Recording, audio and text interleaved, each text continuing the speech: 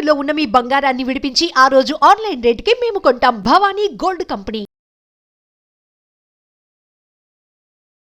నమస్కారం, సుమన్ టీవీకి స్వాగతం.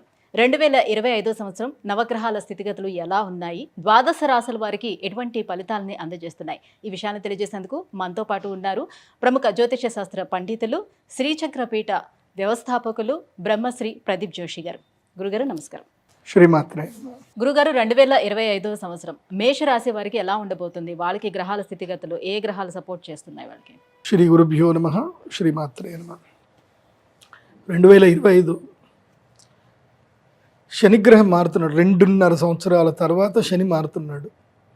సో అప్పుడు దీని ఏమంటారు, కోవిడ్ అప్పుడు మారాడు. 5 ఏళ్ళు గడిచింది. తీసుకొచ్చి కొంతమందిని బయటకు గట్టుకేసాడు.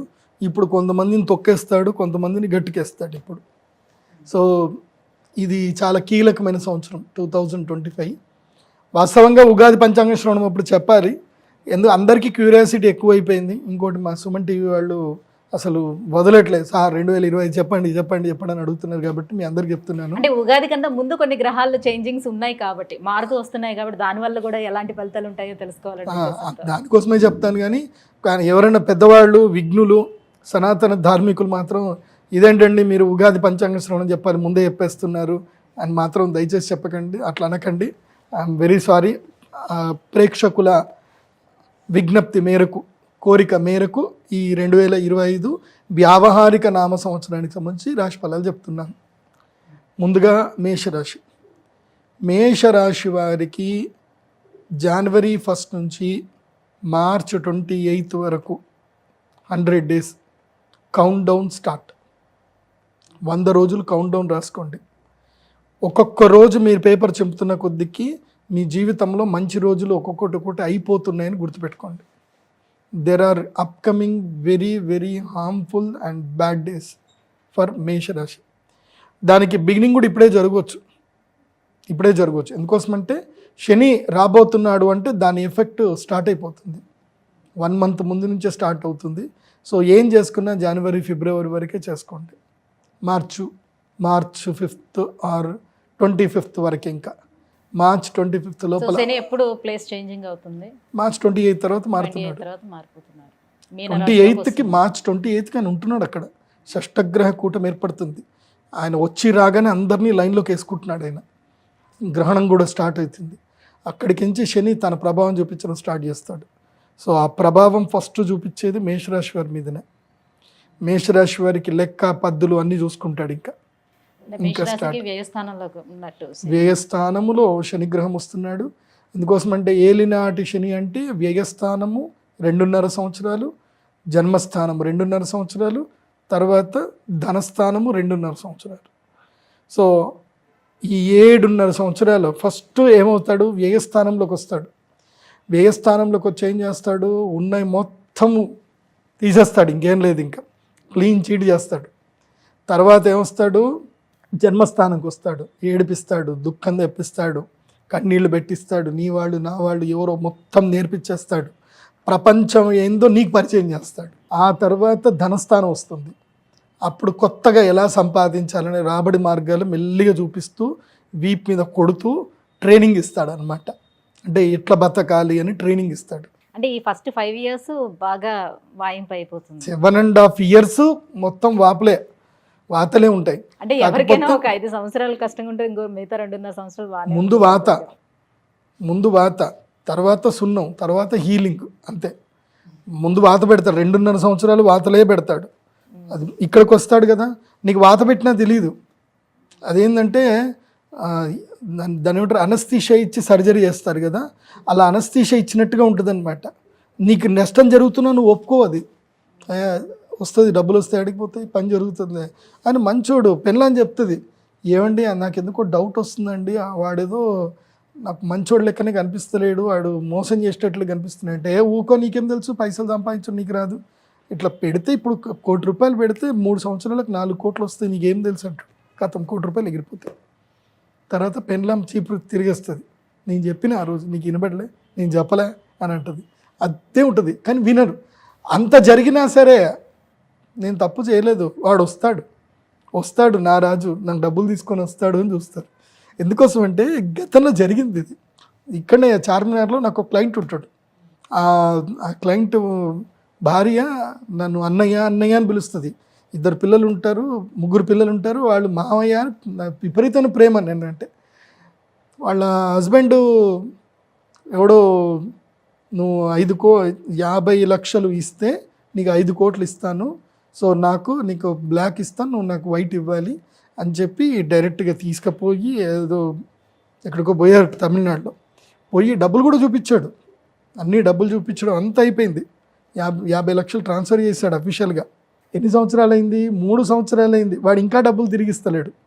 ప్రతిసారి ఫోన్ చేసినప్పుడల్లా లిఫ్ట్ చేస్తాడు, అవుతుంది ఇప్పుడు ఎలక్షన్స్ ఉన్నాయి కదా, బ్లాక్ మనీ పట్టుకుంటారు, పంపించేది లేదు అంటాడు. వాడు ఎట్లా చెప్తాడో కానీ వీడైతే వింటాడు. ఇంకా ఇప్పటికీ వాడు డబ్బులు పంపించట్లే. నా దగ్గరికి వచ్చాడు, వాళ్ళ ఇక అన్నయ్య అంటది కదా, ఆమె ఏడ్చుకుంటూ వచ్చింది, అన్నయ్య ఈయన మొత్తం డబ్బులు తీసుకెళ్ళాడు, పెట్టేసిండు, ఏం చేయాలి అర్థమవుతలేదు అని అంటే, నేను లేదు బావా వస్తా అంటాడు. నాకు బావా అని పిలుస్తాడు. లేదు బావా వచ్చేస్తుంది, మన ఇస్తాడు మంచోడే, అదేదో ప్రాబ్లం ఉందంటున్నాడు, అది ఉందంటున్నాడు, డబ్బులు ఉన్నాయి నేను చూశానంటాడు. మరి పిచ్చోడా పోయి సైబర్ క్రైమ్లో కంప్లైంట్ చేయని చెప్పి అప్పుడు నాకు తెలిసిన డీసీపీ ఏసీపీ గారితో మాట్లాడి చేపిస్తే అప్పుడు కంప్లైంట్. అప్పటిదాకా కంప్లైంట్ ఇవ్వడానికి పోయినా కంప్లైంట్ తీసుకోలేదు వాళ్ళకి. సో ఇప్పుడు వాడు దొరకట్లే. ఇప్పుడు ఫోను ఇదైపోయింది, ఇంకా వాడు మొత్తం స్టాప్ అయిపోయాడు. ఇప్పుడు ఫోన్ నెంబర్ మార్చాడు. నేను అదే చెప్తా, ఏలినాటి శని స్టార్ట్ అయ్యేటప్పుడు ఇవే ఉంటాయి పంచాయతీలు. నేను అందుకే మేషరాశి వారికి చెప్పేది ఏంటంటే, అకౌంట్లో మొత్తం బ్యాలెన్స్ నిల్, అకౌంట్ అంతా క్లోజ్ చేసేసేయండి, మినిమం బ్యాలెన్స్ పెట్టండి, అకౌంట్ క్లోజ్ చేసేయండి. అకౌంట్లో ఉన్న డబ్బులు, సేవింగ్ అకౌంట్లో ఉన్న డబ్బులు తీసుకెళ్ళి మొత్తం కూడా ఏదైనా పర్ఫెక్ట్గా మొత్తం హెచ్ఎండిఏ ఇంకేం కాదు.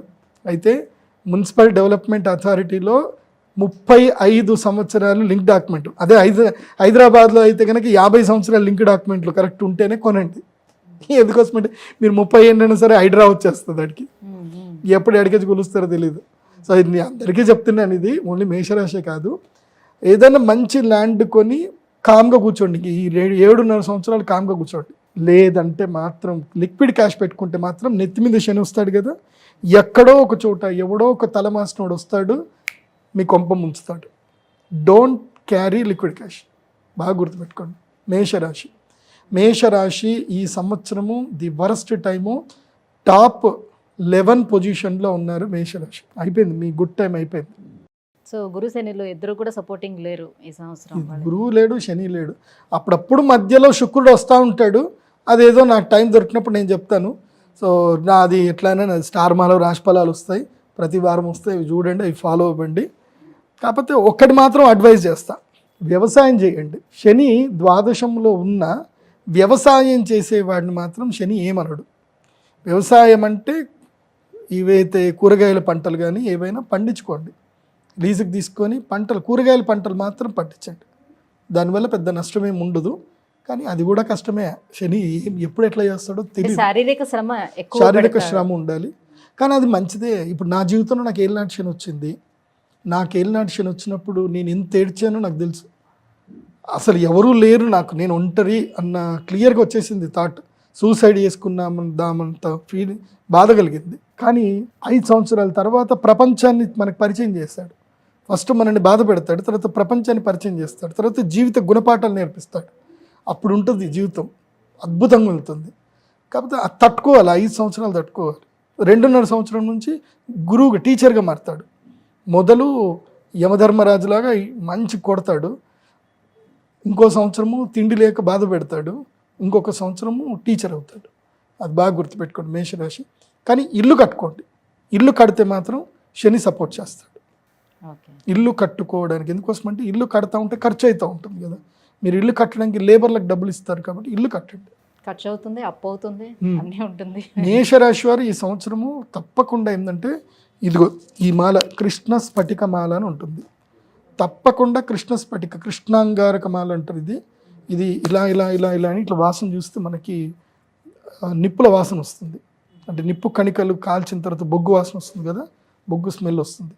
ఇది ప్రత్యేకంగా ఈ సంవత్సరము ఏలినాటి శని ఉండే వాళ్ళ కోసమే తెప్పించింది. కృష్ణ స్ఫటిక మాల అంటారు. ఇది తప్పకుండా వేసుకోండి. ఇది ఎవరైనా సూపర్గా మీకు నెగిటివ్ అందరు ఎవరైనా వేసుకోవచ్చు. మెయిన్గా చెప్పాలంటే కుంభం, మీనం, మేషం వీళ్ళు, తర్వాత కన్య, తర్వాత సింహరాశికి అష్టమ శని, అష్టమ శని, సింహరాశికి అష్టమ శని, సప్తమ శని కీలకంగా కొడతాడు. తర్వాత అర్ధాష్టమ శని కూడా. అర్ధాష్టమ శని ఎవరికి వచ్చింది అంటే ఈసారి ధనుసు రాశి వాళ్ళకి అర్ధాష్టమ శని.